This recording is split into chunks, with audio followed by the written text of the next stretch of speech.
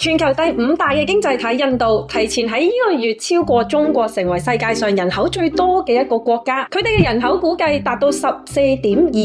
億。根據聯合國所講啦，印度嘅人口咧幾乎係肯定可以喺未來幾十年裏面咧繼續增長。聯合國同時亦都指出，中國嘅人口咧最近已經到頂啦。印度係世界上少數同時走社會主義同埋走資本主義嘅混合經濟嘅國家，同世界上大部分嘅國家唔同。即使全球面對緊呢個經濟放緩，印度嘅經濟咧繼續係表現強勁，預計2023年嘅全年增長高達6.9%。當然，依家全部嘅地球人咧都係急住將印度同埋中國咧做一個比較。印度作為呢個掛住人口紅利標籤嘅國家，喺未來10年裏面，被經濟學家預計佢將會站喺呢個世界經濟舞台正中心嘅位置。既然印度嘅經濟喺未來係咁緊要，今集嘅內容咧，我同你分3個部分一齊睇一睇印度。第一就係印度佢哋有咩優勢呢？第二就係佢哋面對緊咩挑戰呢？佢哋究竟係咪下一個中國呢？好，喺我開始之前咧，記得 click 翻個 like 同埋訂閱啦。Winnie 都做咗一個投資嘅課程，裏面咧教咗呢個股票嘅估值啦、公司嘅財務數據分析同埋公司年報嘅分析。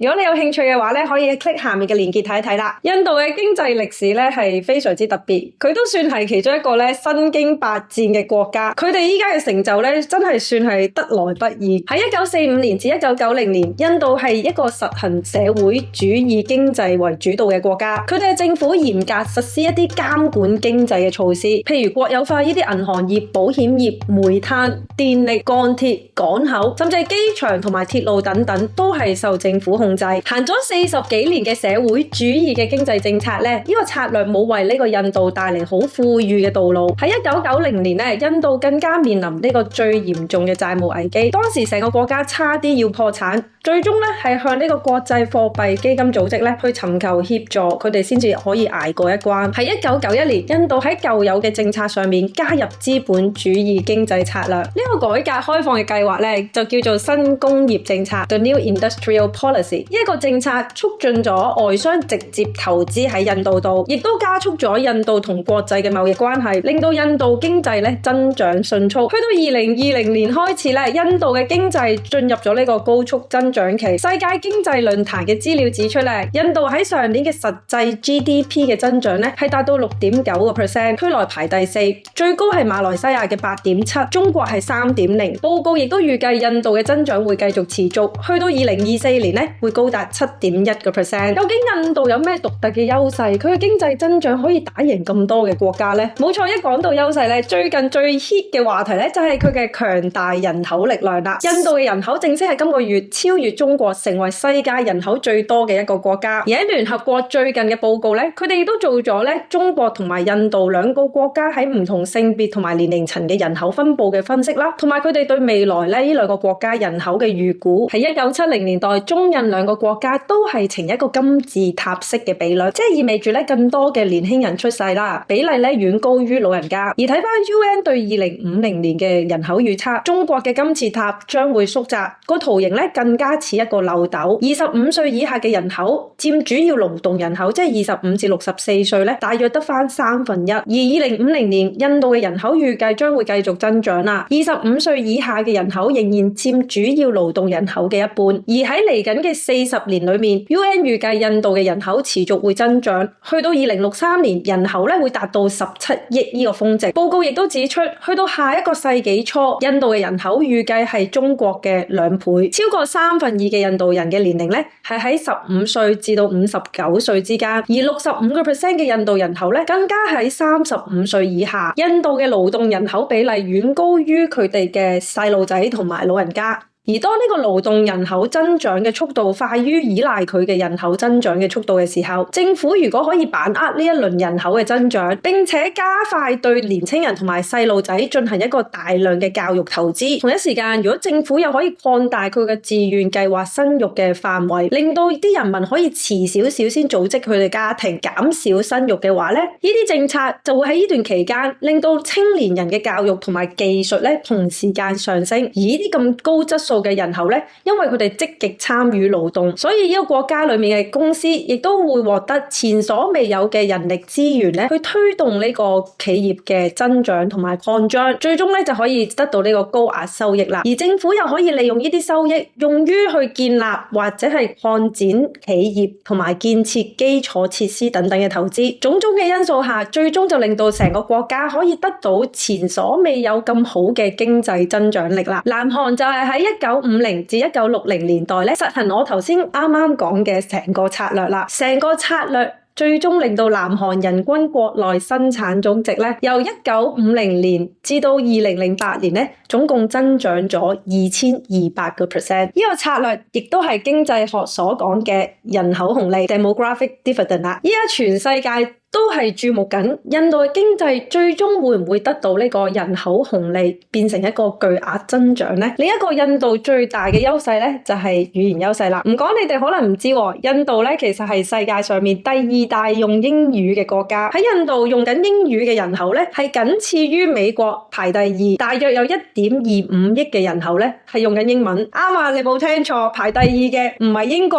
唔係澳洲，唔係加拿大，而係印度。英文喺印度其實係被視為呢個官方語言之一，唔單止係印度話 Hindi 啦，英文其實就係喺佢哋嘅學校同埋商業社會裏面最重要嘅語言嚟嘅。呢個真嘅，以前我喺做嘢上面認識到嘅印度人咧，佢哋嘅英文真係非常之好，而一個語言嘅能力咧，真係俾印度好多優勢，例如可以幫助佢哋咧同國際做貿易。呢個共同嘅英文語言咧，吸引咗好多外國嘅公司將印度視為呢個投資嘅目的地，因為當佢哋投資印度度，佢哋同時亦都可以獲得好多受過良好教育同埋用英文作為母語嘅人力資源啦。我相信咧，好多人都見識過印度嘅 outsourcing 嘅合約啊，呢個佢哋嘅勢力係有幾大。因為英文嘅普及，令到好多印度人咧贏得咗唔少呢啲國際大企業嘅外判合約。相信大家都成日都試過打唔同嘅電話，無論係美國公司好、英國公司好、澳洲公司好，唔知點解咧條線就係駁咗去印度人聽嘅。所以咧佢哋嘅 call center 即係客戶服務咧係發展到非常之犀利。咁除此之外咧，佢哋亦都有提供咧呢個 IT 上面嘅支援。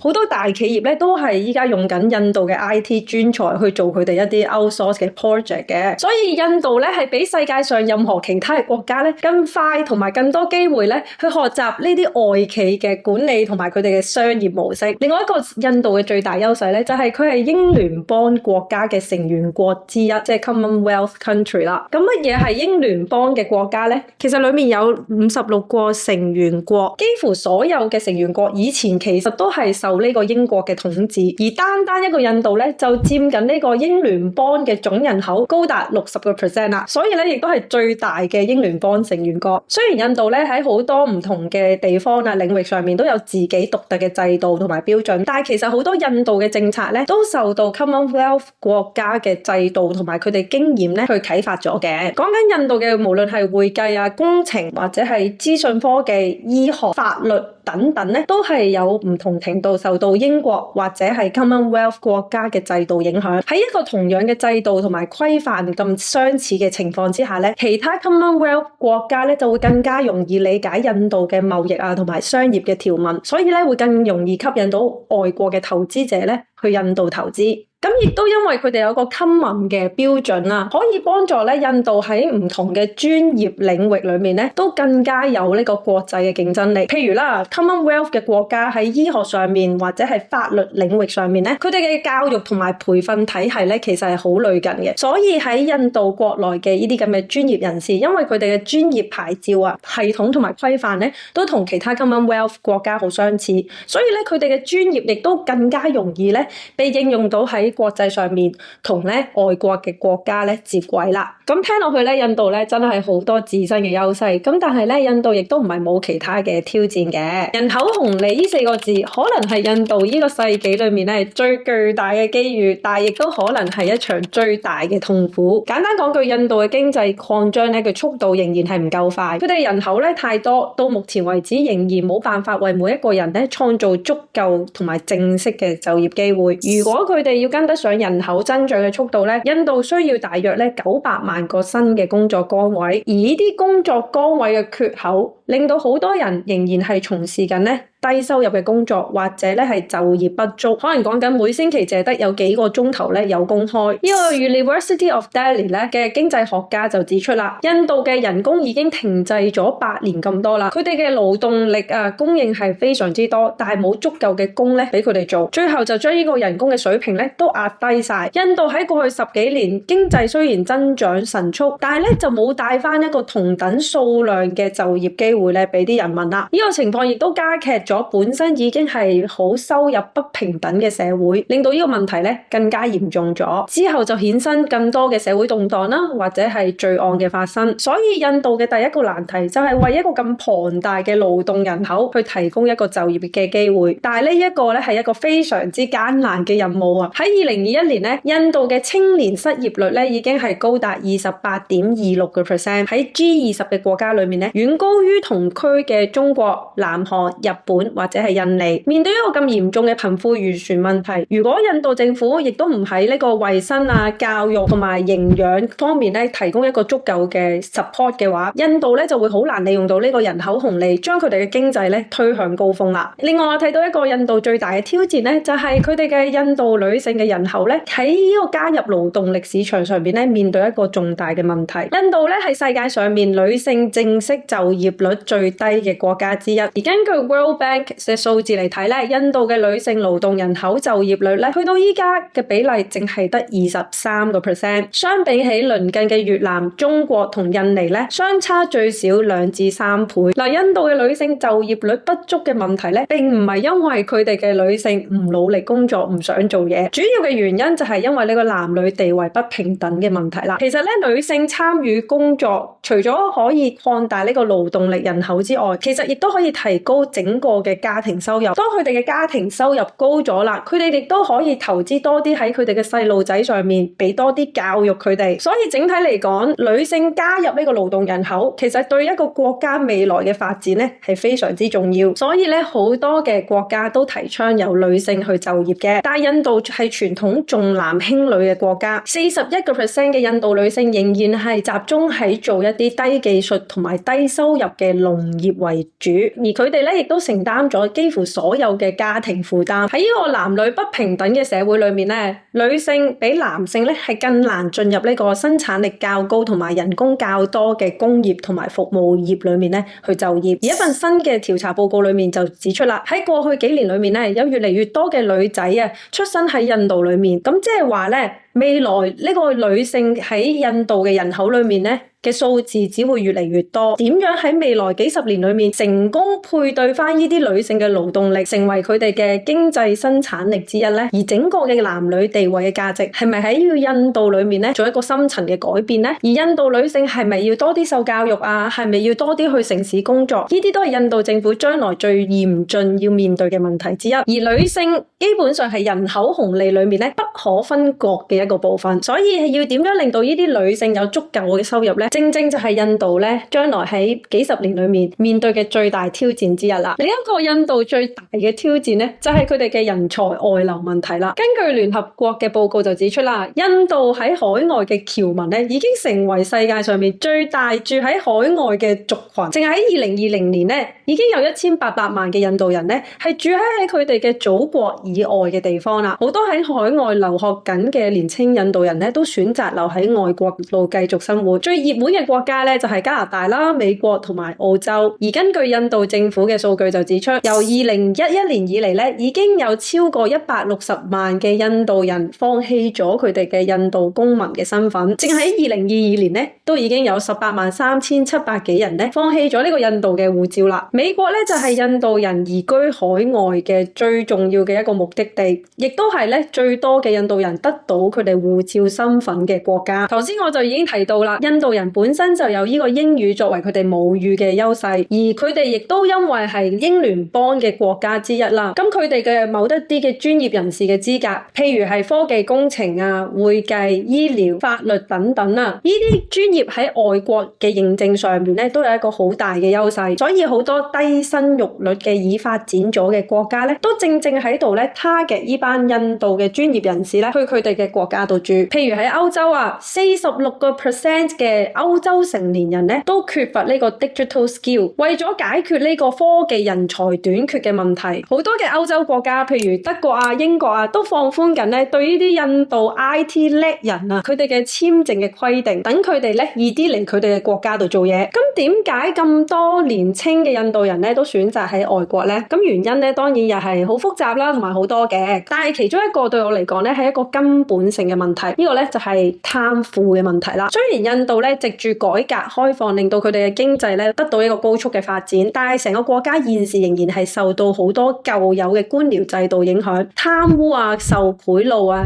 同埋佢哋司法透明度不足嘅問題咧，仍然係亞洲區裏面排名最落後嘅國家之一。而根據 Transparency International 咧，佢哋嘅 CPI 指數啊，即係清廉指數，印度咧係全球180個國家裏面咧排名係85，高達89% 嘅人認為印度嘅政府貪污咧係一個最大嘅問題。其實呢個人才外流嘅問題咧係受到好多唔同嘅因素去影響嘅，由我頭先提過嘅清廉指數啦，以至去到呢個教育、醫療保健、基礎設施、人工水平，甚至係有冇一啖清新嘅空氣去呼吸，呢啲都係人類基本生活質素裏面咧一個重要嘅參考值嚟嘅。咁睇嚟咧，呢個印度政府真係要全面咁樣將佢哋嘅人民生活質素咧係大力提升，先可以留住佢哋嘅人才，同埋咧掌握呢個人口紅利帶嚟嘅經濟收益。咁呢度一啲都唔容易，呢一個咧係印度未來咧要處理最大嘅 project 嚟噶啦。咁總括嚟講啊，對我嚟講，印度就唔係下一個嘅中國，佢係有其他佢自己獨特嘅優勢同埋佢自身嘅問題。而經濟嘅強弱咧，我哋就唔可以淨係單單咧就係睇呢個人口有幾多去判斷嘅。咁雖然咧人口多就會將佢嘅勞動力增加，從而可以減低個勞動成本，所以咧對製造業的確係一個競爭嘅優勢。但係如果你淨係要鬥呢個勞動成本要平、人工成本要平嘅話咧，其實咧每隔幾十年咧